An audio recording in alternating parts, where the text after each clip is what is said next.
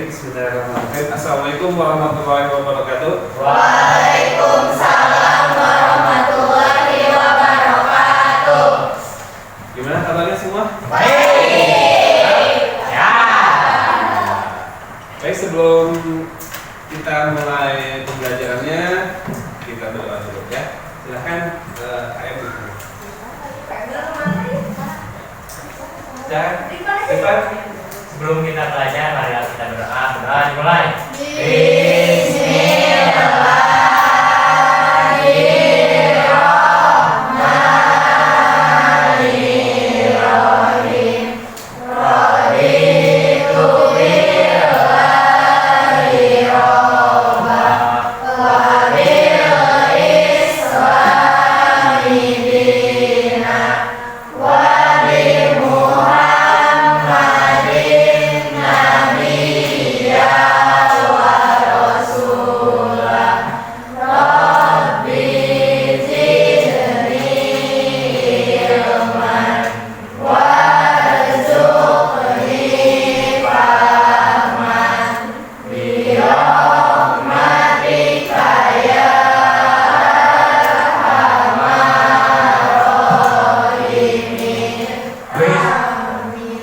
Beri salam. Assalamualaikum warahmatullahi wabarakatuh. Waalaikumsalam warahmatullahi wabarakatuh.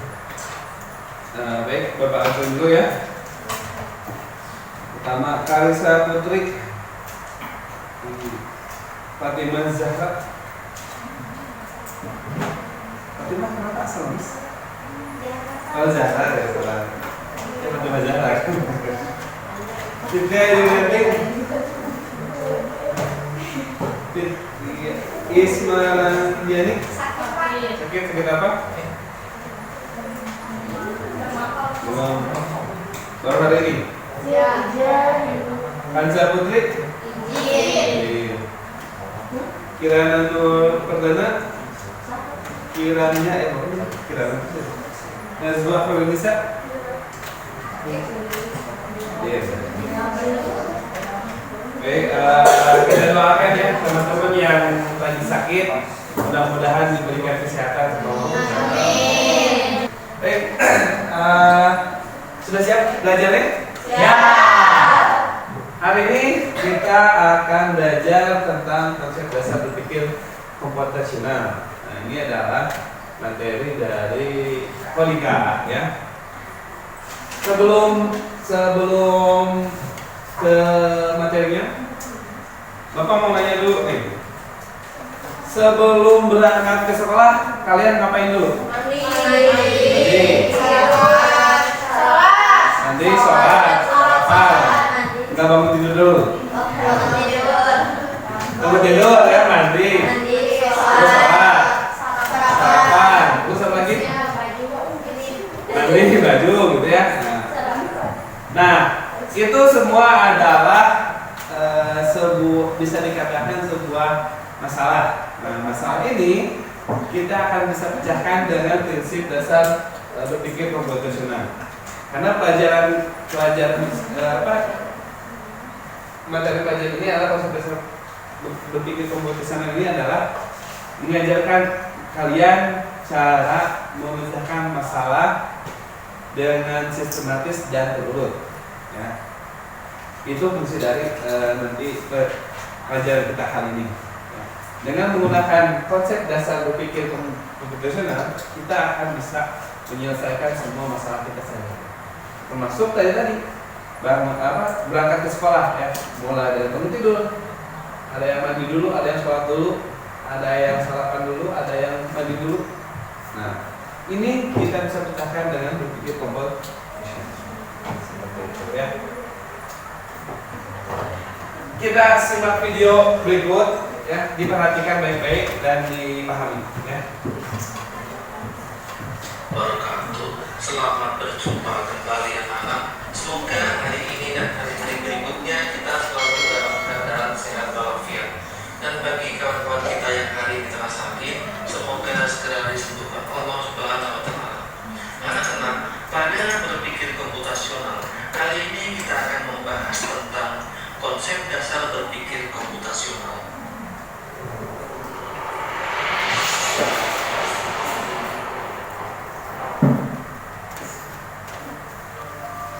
Pernahkah kalian merasa kesulitan saat harus mengerjakan tugas yang rumit, seperti merencanakan acara besar atau membuat jadwal kegiatan yang padat?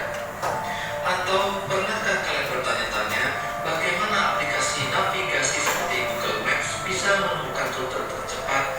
Atau bagaimana asisten virtual seperti Siri atau Google Assistant bisa memahami perintah suara kita?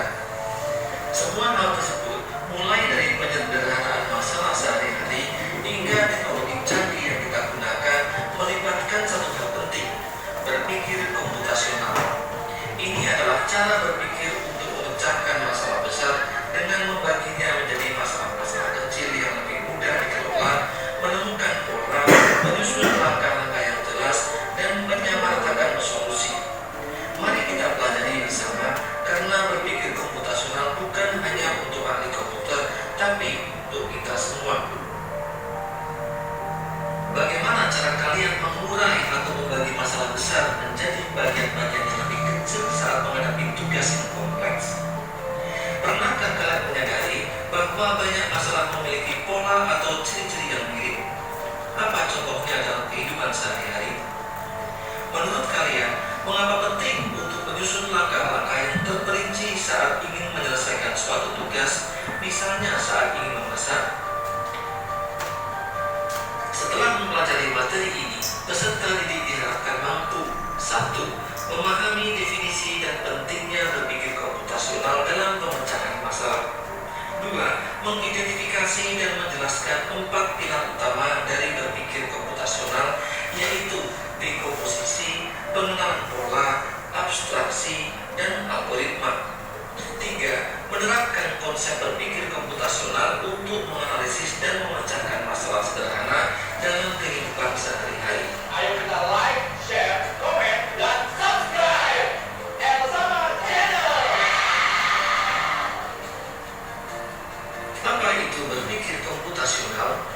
Berpikir komputasional atau computational thinking adalah sebuah metode atau cara berpikir yang digunakan untuk memecahkan masalah, baik oleh manusia maupun komputer. Metode ini tidak berarti kita harus berpikir seperti robot, tetapi lebih kepada cara kita mengorganisir dan mengelola data dan masalah secara logis. Konsep ini memiliki 4 pilar utama. Dekomposisi atau decomposition. Dekomposisi adalah proses memecah atau membagi suatu masalah yang kompleks dan besar menjadi bagian-bagian yang lebih kecil dan lebih mudah dikelola. Analogi paling sederhananya adalah saat kita ingin membuat kue. Kita tidak langsung membuat kue utuh, melainkan membaginya menjadi langkah-langkah kecil. Menyiapkan bahan, mengaduk adonan, memanggang, lalu menghias. Masing-masing langkah kecil tersebut lebih mudah untuk dikerjakan. Contoh dalam kehidupan sehari-hari, masalah merencanakan libur sekolah, dekomposisi, menentukan tujuan liburan, menyusun anggaran, mencari transportasi, mencari akomodasi, membuat jadwal kegiatan. Pengenalan pola atau pattern recognition. Pengenalan pola adalah kemampuan untuk mengamati dan mengidentifikasi kesamaan, pola, atau tren dalam suatu masalah atau data. Dengan mengenali pola, kita bisa menemukan solusi yang sudah pernah berhasil sebelumnya untuk diterapkan pada masalah yang mirip. Contoh dalam kehidupan sehari-hari, masalah mengerjakan soal matematika. Pengenalan pola, saat kita menemukan soal matematika dengan jenis yang sama, misalnya soal persamaan linear, kita bisa langsung menerapkan rumus yang sudah kita pelajari sebelumnya. Kita tidak perlu mencari cara baru dari awal. Anak-anak, untuk video kali ini cukup sampai di sini dulu. Selamat belajar, selamat beraktivitas. Semoga kalian sukses. Wassalam. Baik, sekarang Bapak mau bertanya. Ada yang bisa menanggapi videonya tentang apa? Kata, ya, Zahra.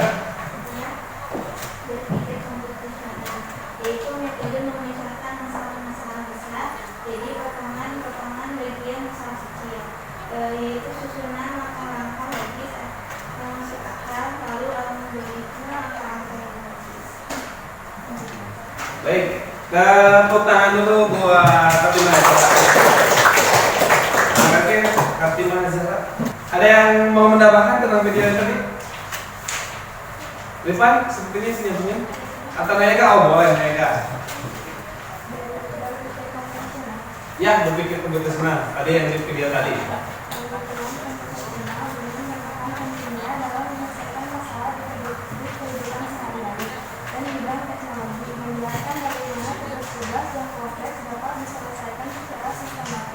Melalui langkah-langkah dari komposisi, pengenalan pola, abstrak, dan algoritma, disertakan contoh-contoh yang praktis.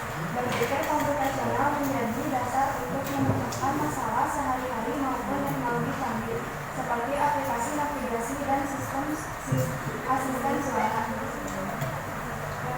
Pemikiran komputasional adalah sebuah metode. Perkalian adalah alat untuk menerapkan solusi yang dihasilkan dari metode tersebut. Oke. Tepuk tangan buat Nayaka. Betul, tadi sudah dijelaskan seperti yang sudah dijelaskan sama Azhar dan Nayaka. Video tadi adalah tentang berpikir komputasional. Ya, tentang berpikir komputasional.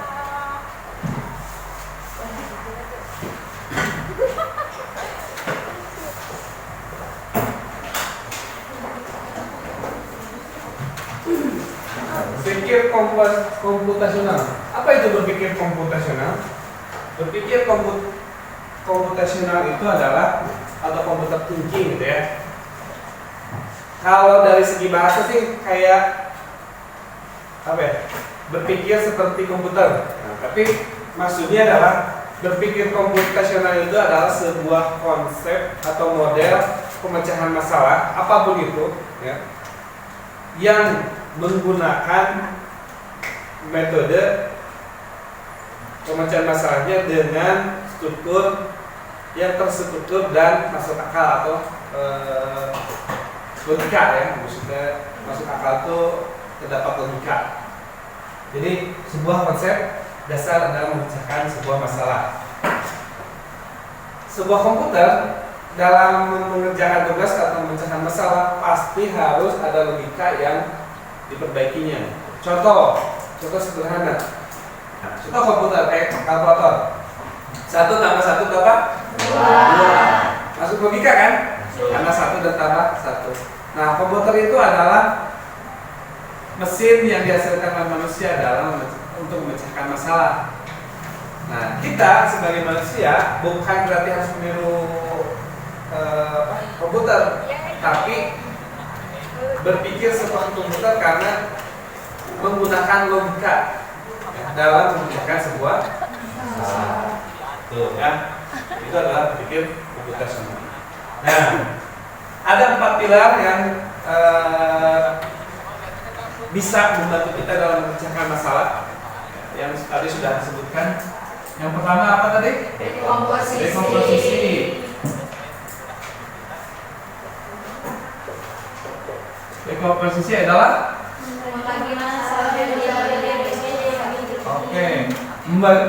masalah yang besar menjadi bagian yang lebih kecil. Berarti membagi masalah.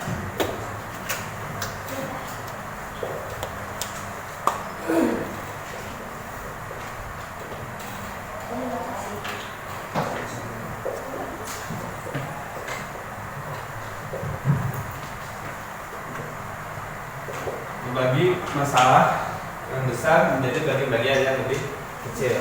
Apa manfaatnya ketika menjadikan masalah-masalah yang besar ini menjadi bagian-bagian yang lebih kecil?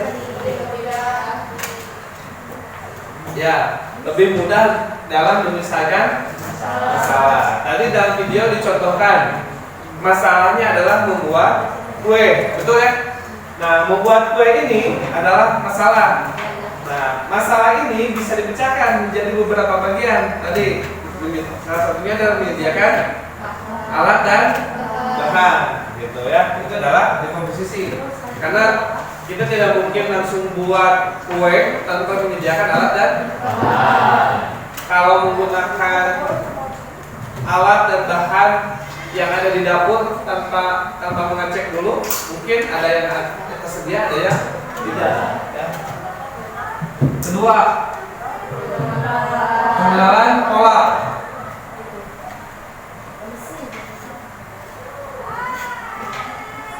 Pengenalan pola atau pola pattern. Nah, intinya mencari pola yang sama dalam memecahkan masalah, gitu ya, pengenalan pola. Maksudnya seperti ini. Ketika kalau tadi dicontohkannya itu dengan apa?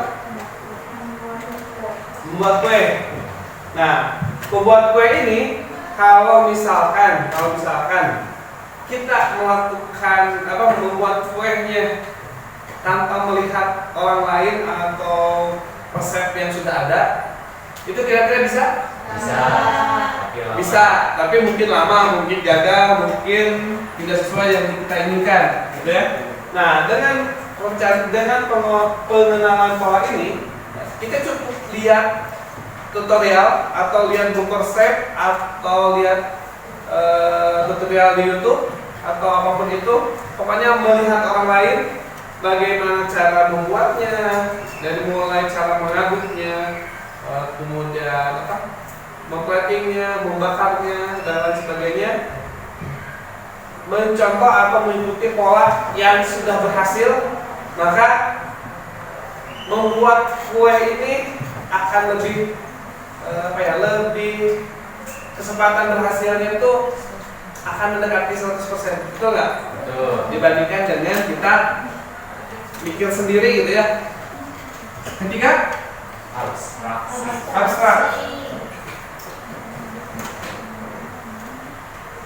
Abstrak itu apa? Mencari informasi yang penting dan menyingkirkan hal yang tidak relevan, gitu ya.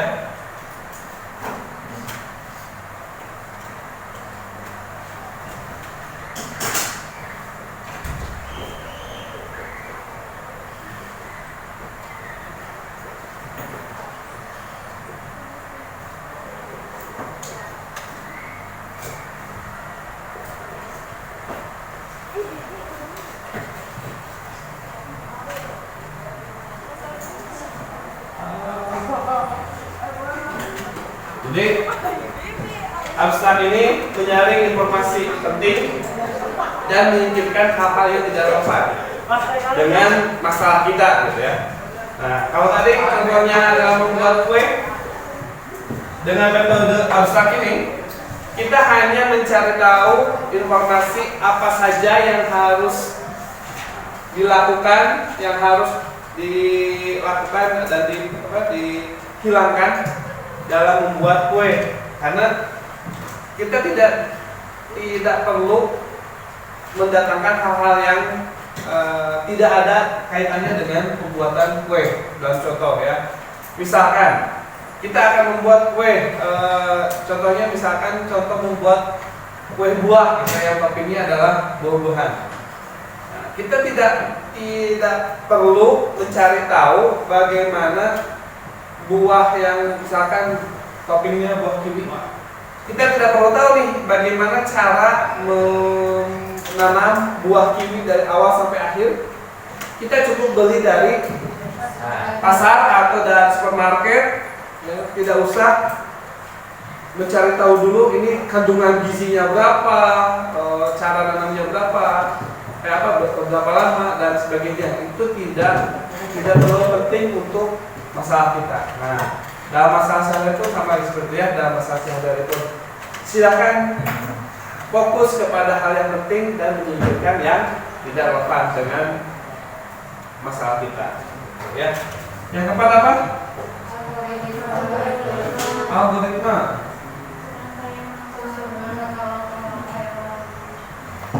Apa? Susunan?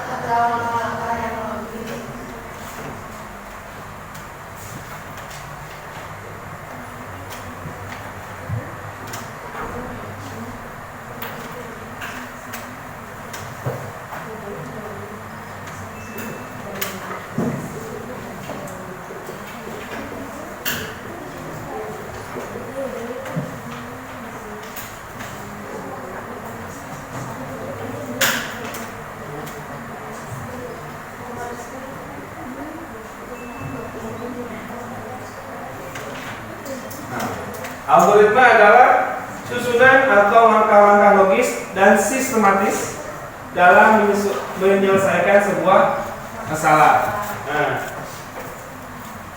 kenapa harus menggunakan algoritma dalam mengerjakan sebuah masalah? Contoh tadi membuat kue.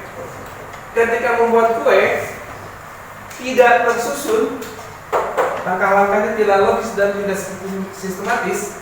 Ya, contoh misalkan yang harusnya mengaduk telur dulu dengan gula misalkan, kemudian dicampur dengan terigu,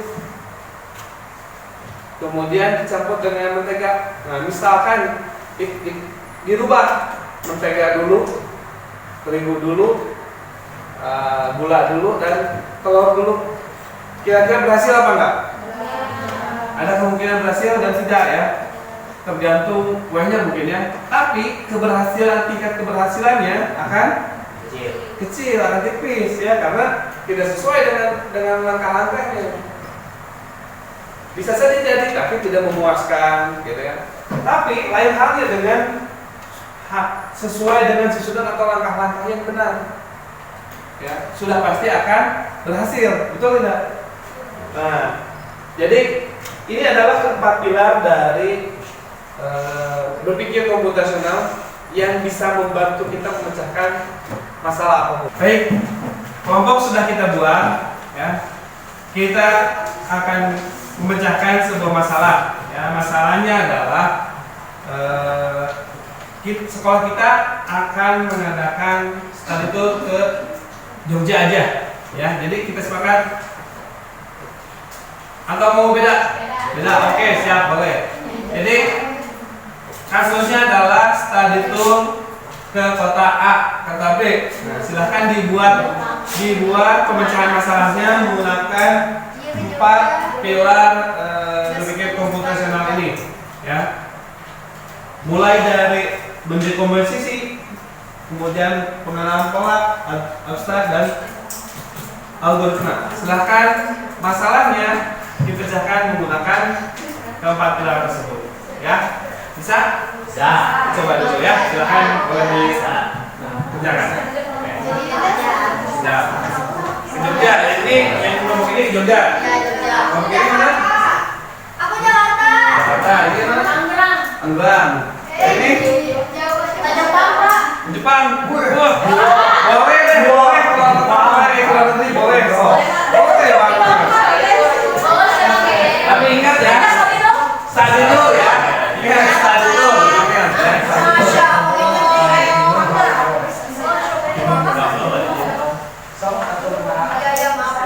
Depan mau di mana, teman? Sebelah sini aja. Nah, sebelah Lutfi, sebelah Lutfi. Buku buat apa?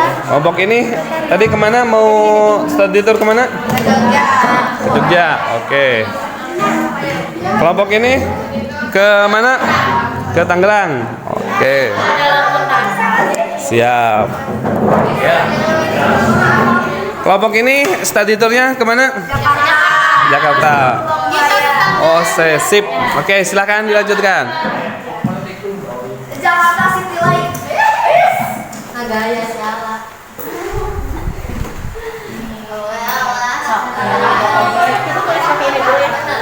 Kelompok ini mau kemana study tournya? Ke Jepang. Oke, siap. Silahkan ya dibuat perencanaannya.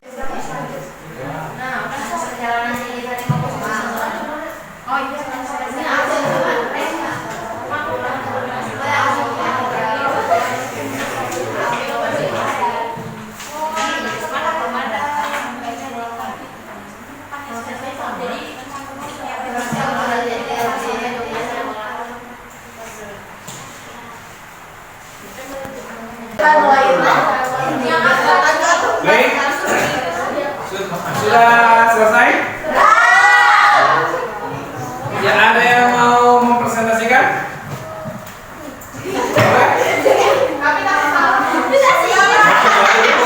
Mau presentasi? Boleh? Silakan ke depan. Ya semua aja satu kelompok.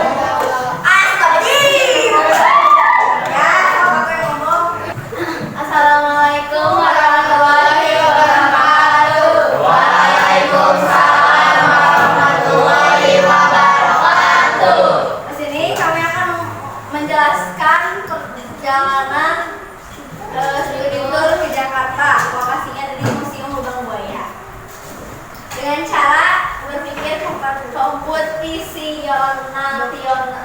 Komputasional.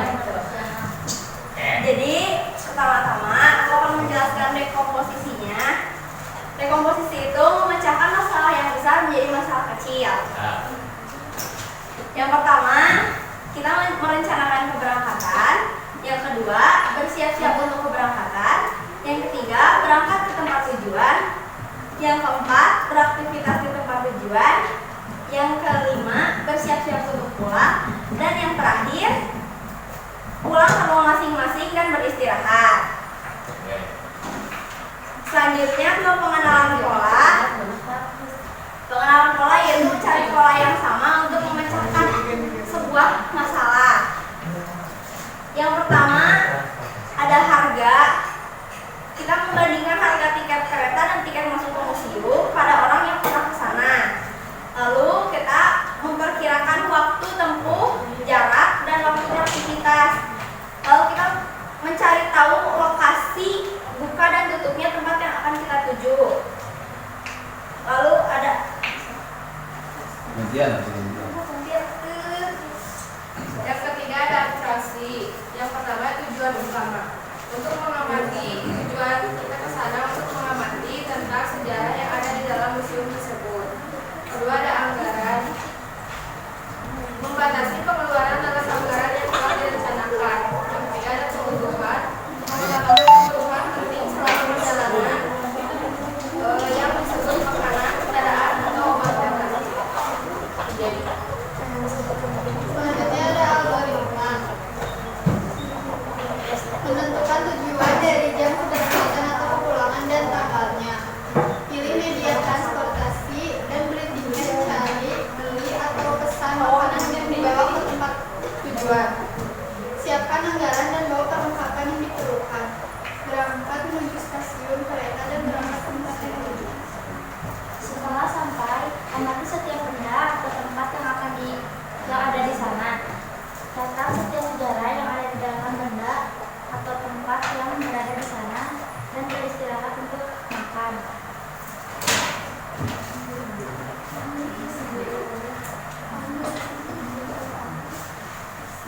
Memulai oleh-oleh untuk dibawa pulang dan bersiap-siap untuk pulang ke tepat waktu dengan jam yang sudah ditentukan. Pergi ke stasiun kereta dan pulang ke rumah masing-masing, bersih-bersih badan dan beristirahat. Selesai. Ada yang mau ditanyakan? Oke, baik. Ada yang mau ditanyakan? Silahkan bebas. Tadi Biar kita jawab. apa yang disampaikan oleh kelompoknya Lutfi adalah perjalanan ke museum Lubang Buaya di Jakarta. Silahkan, ada yang mau ditanyakan terkait presentasi. Namanya awas. Kami pada nanya. Boleh.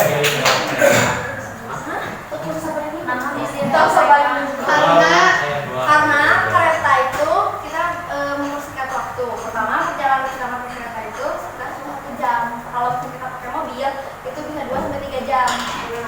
Ya, belum macet. Kalau kereta emang tuh nggak macet? Kan kalau kereta cuma 1 jam cuma set. Nah, masuk deh. Tuh. Puas dengan jawabannya? Sangat kuat. Oke, tepuk tangan dulu. Ada yang mau ditanyakan lagi?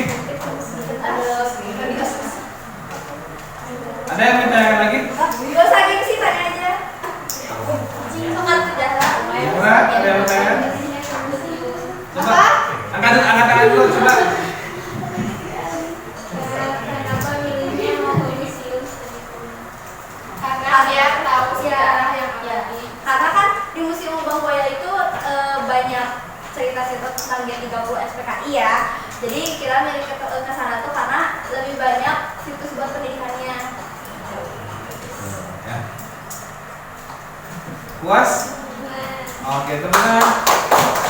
Ada lagi yang mau ditanyakan? Ada? Ya, sok. Udah, udah. Sekian dari kami. Mohon maaf jika ada salah. Assalamualaikum warahmatullahi wabarakatuh. Waalaikumsalam warahmatullahi wabarakatuh.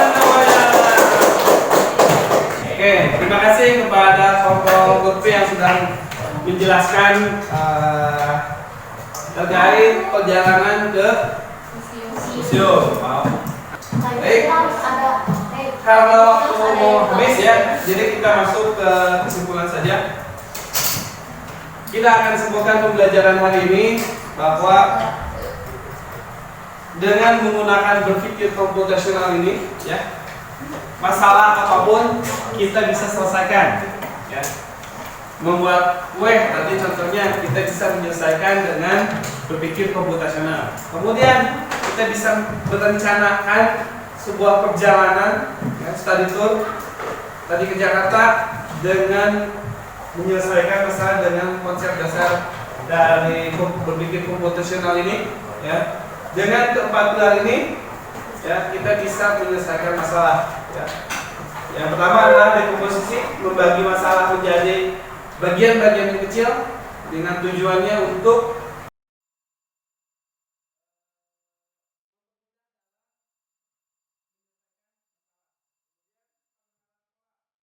pengenalan pola ini. Kita bisa melihat cara atau orang lain dalam menyelesaikan masalah, karena mereka juga mempunyai masalah yang sama, yaitu adalah studi tour, gitu ya. Kemudian abstrak, kita bisa mencari hal-hal yang pentingnya saja, ya. Yang tidak penting jangan dimasukkan ke agenda perjalanan. Algoritma tadi sudah disampaikan, mulai dari perjalanan awal sampai perjalanan pulang kembali ke sekolah itu tersusun dengan rapi. Fungsinya ketika disusun langkah-langkahnya, maka kita akan berangkat tepat waktu, pulang tepat waktu, dan selamat sampai tujuan juga, sampai pulang ke rumah. Ya, itu manfaatnya. Seperti itu, ya, manfaat dari penyelesaian masalah dengan berpikir komputasional. Ya. Nah, Bapak sekarang mau bertanya nih kepada kalian nih. Hal menarik apa sih yang kalian pelajari hari ini? Ada yang mau jawab, angkat tangan? Hal menarik apa sih yang kalian pelajari hari ini? Ada? Zara?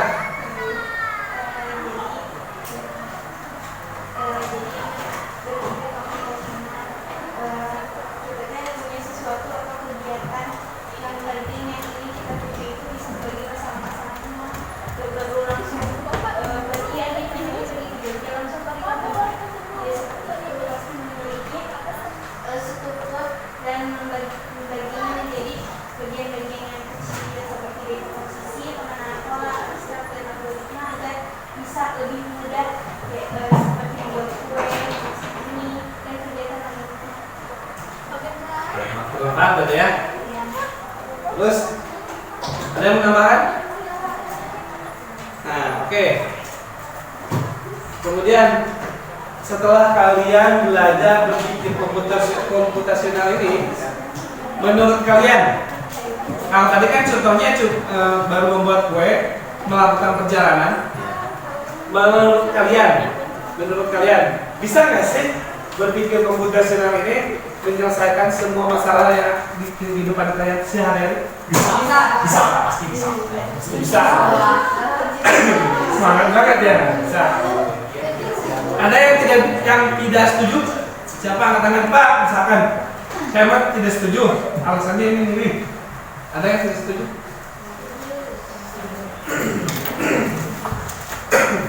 Setuju ya? Setuju ya, berarti semua masalah bisa diselesaikan dengan berpikir komputasional ini, ya, untuk menyelesaikan masalah sehari-hari aja, ya. Seperti misalkan tadi membuat kue, gitu ya, atau mungkin masalah hal umum, misalkan kebetulan kita sedang ada perbaikan jalan jembatan macet nih. Nah, kita bisa menggunakan rumus ini, ya, agar terhindar dari telat masuk sekolah. Betul ya? Oke. Mungkin ada pertanyaan dulu sebelum Bapak akhiri? Ada? Tidak ada? Oke, baik. Mungkin dari Bapak cukup sekian pembelajaran hari ini tentang berpikir komputasional dan 4 pilarnya. Untuk minggu depan kita akan belajar tentang bagaimana cara menuliskan algoritma ini, ya. Karena algoritma ini mempunyai 2 cara penulisan. Yang pertama adalah pseudocode dan flowchart atau bagian kalian. Nah, ini untuk minggu depan, gitu ya. Mungkin itu saja dari Bapak. Terima kasih. Mohon maaf jika ada kesalahan. Silahkan berdoa. Ayo, Pak. Belum kita pulang, ayo kita berdoa dalam hati. Terima kasih.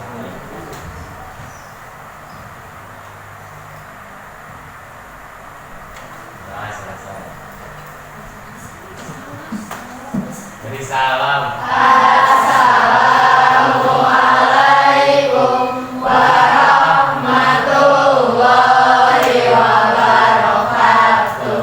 Waalaikumsalam warahmatullahi wabarakatuh. Terima kasih Bapak, doakan kami sukses. Kami sayang Bapak.